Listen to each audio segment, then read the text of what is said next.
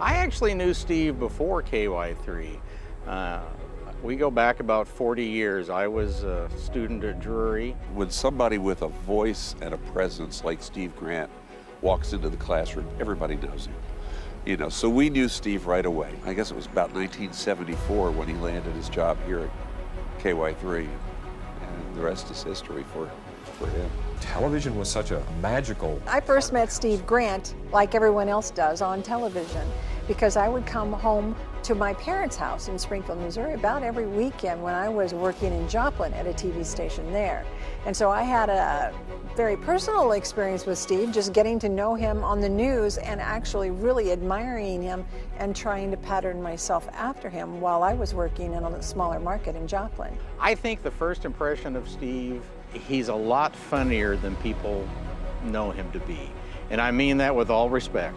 But I think a lot of times people think Steve is just all business and no fun. And Steve has a wonderful sense of humor, but at the same time, he's very serious. So out of the blue, these wisecrack jokes will come out. And some people have asked me what Steve Grant, how I would describe Steve Grant to someone who had never met him, as he's a perfectionist, but he's gracious to those who don't measure up at first. You know, and then he really presses that standard of bringing people up to speed and making sure that they're doing their job correctly. I used the word meticulous to describe him in one word, but I have to think another way to describe Steve is caring. He's a man of integrity. He knows how to give back to the community in ways that make a positive impact. I think when you look at everything Steve has done for the community and for organizations, and I think, you know, that comes across in some ways when you see them on TV, you see the anchors, you see Steve, you know that they give back to the community in many, many ways. But I think what gets overlooked a lot is that really is Steve. That is the true Steve. Once he started here at KY3, this became his mission, and the Ozarks became his family, and he cares. I think the Springfield Public Schools have made a good choice.